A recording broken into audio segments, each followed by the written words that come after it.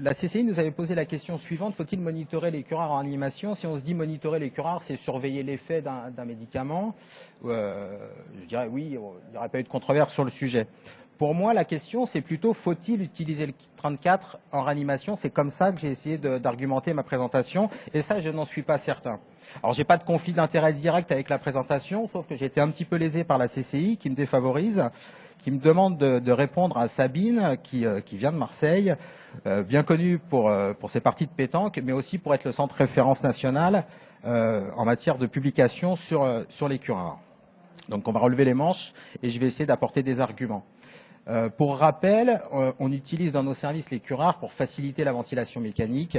On sait que ça diminue la consommation d'oxygène et ça améliore durablement l'oxygénation. On les utilise également, pour d'autres indications que je ne pourrais pas traiter dans les 10 minutes qui me sont imparties. Quand les médecins me demandent de réaliser un TOF chez un de mes patients, je me pose les 3 questions suivantes. Je vais faire des mesures, mais quelle interprétation je vais faire de mes résultats ? Et une fois que j'aurai mes résultats, quelles actions je vais mettre en œuvre? Et je me dis, quand on regarde, il y a quand même eu beaucoup, depuis longtemps, des publications qui ont été faites chez des patients en anesthésie.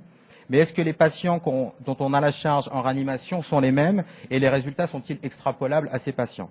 La grande étude pivot sur laquelle Sabine s'est appuyée, c'est l'étude conduite par le professeur Papazian, publiée en 2010.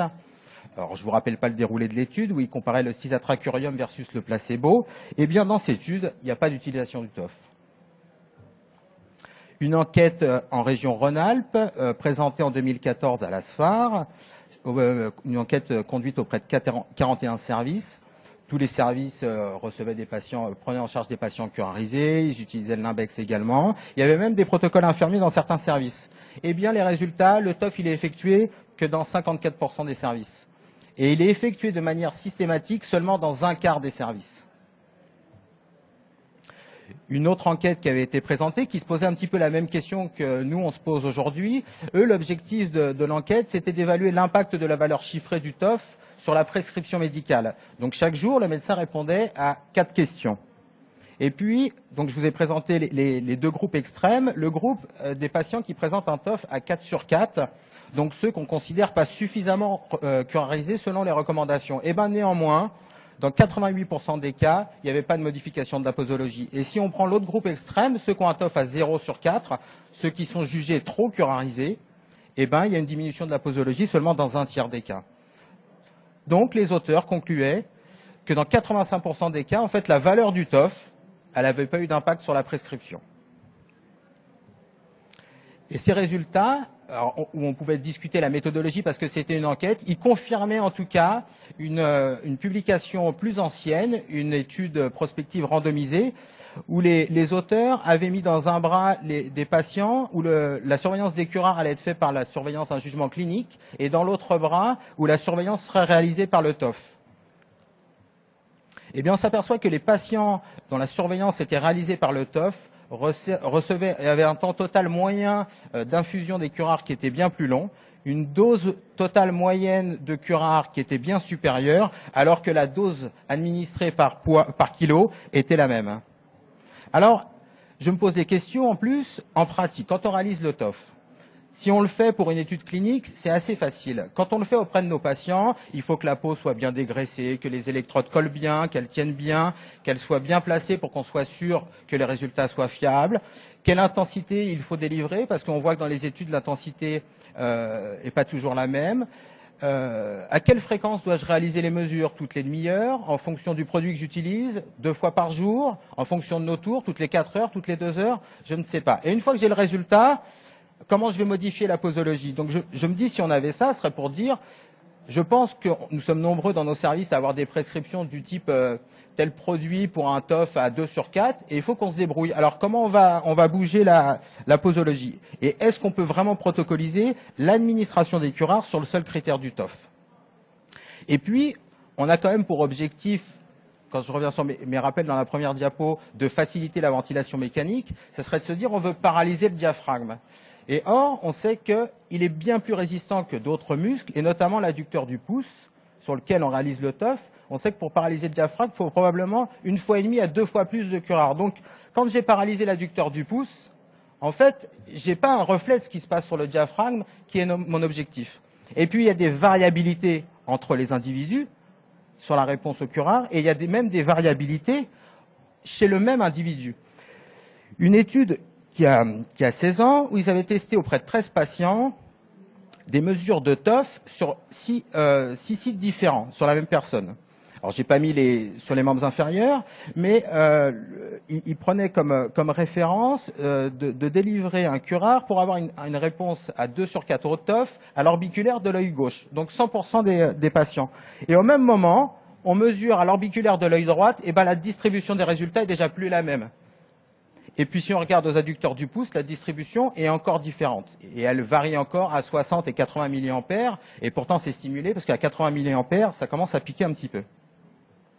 Et puis, ça peut sonner comme une évidence, on s'attarde sur le TOF, mais on a tous appris qu'on curarise des patients qui sont bien endormis. Et puis, il y a un papier récent qui dit qu'en fait, il y a quand même une proportion non négligeable de nos patients qui sont curarisés et qui ne dorment pas complètement. Alors, les auteurs, ils proposaient ils proposaient que peut-être un monitorage comme l'indice bispectral serait intéressant pour qu'on ait des patients, soit certes curarisés, mais correctement endormis. Et il y avait une publication plus ancienne qui disait que les patients qui recevaient des curares passaient quand même une période de 22% de la période de sommeil, en fait, où ils étaient éveillés d'un point de vue électrophysiologique en monitorant l'activité delta, qui est celle du sommeil profond. Alors, je reviens sur mon premier point, on se dit, c'est faciliter la ventilation mécanique. Une étude très récente qui nous dit que les patients qui sont curarisés, alors là, c'est les deux graphiques de la même étude. Les box-plots blanches, c'est les patients du groupe contrôle. En gris, c'est les patients du groupe qui reçoivent des curars. À gauche, on compare la pression de plateau en fonction du temps. Eh bien, on voit que les patients qui reçoivent des curars ont une pression de plateau qui est inférieure aux patients qui ne sont pas curarisés. Et sur le graphique de droite, c'est une notion, je pense, dont on va entendre parler beaucoup dans un avenir très très proche. C'est la pression motrice, c'est la différence entre la pression de plateau et la PEP totale.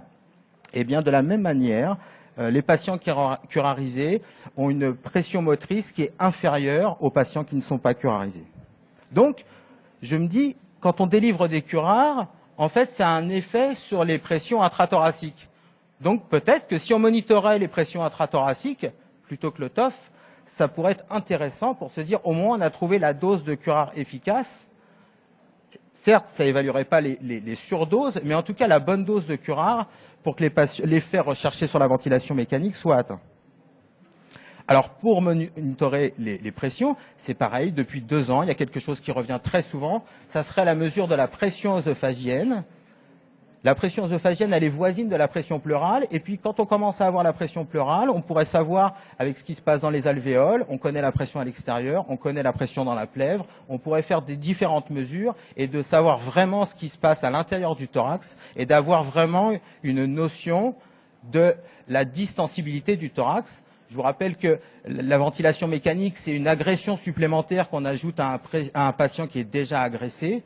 Et ce qu'on veut, c'est limiter l'agression. Il faut avoir la ventilation minimum pour améliorer les gens, pour leur sauver la vie, c'est le but, mais à la juste dose pour pas les blesser encore plus.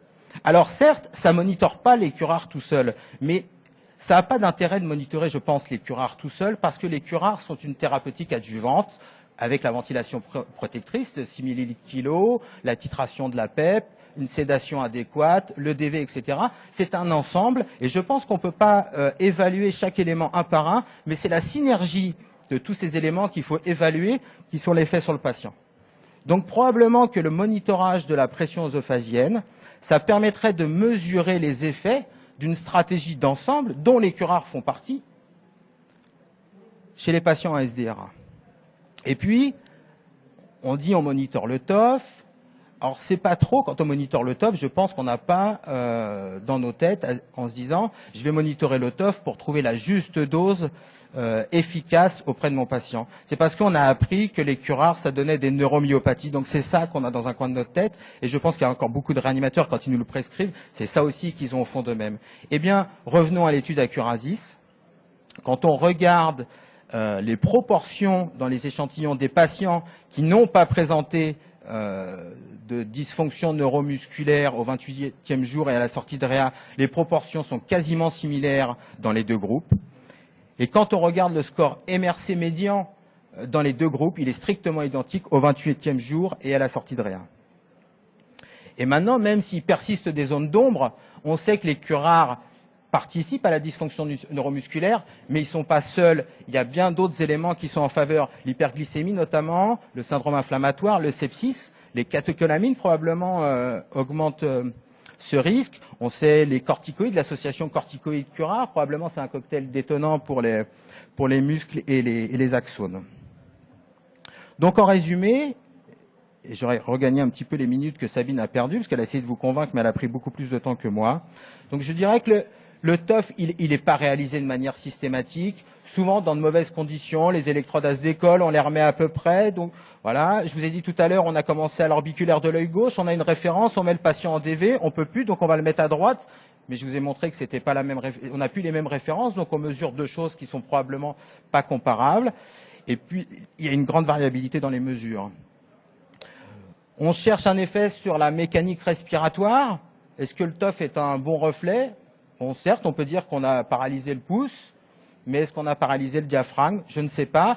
Probablement que dans le SDRA, le monitorage de la pression œsophagienne est en tout cas une voie d'avenir assez séduisante et intéressante pour nous aussi, l'implication des infirmières dans ce monitorage. Des études qui montrent que le jugement clinique, il fait, difficile de dire largement mieux, en tout cas souvent le jugement clinique, c'est celui qui l'emporte chez le médecin dans la décision de prescription plus que le résultat du TOF. Et puis, une fois qu'on a le résultat du TOF, comment on adapte encore une fois la posologie? On change de quel incrément, à quel moment, à quelle fréquence? Je ne sais pas. Enfin, en tout cas, tous ces éléments me font dire que le TOF n'est probablement pas l'outil le plus adapté pour monitorer les curares chez nos patients en réanimation. Et on n'est pas en anesthésie. Je vous remercie de votre attention.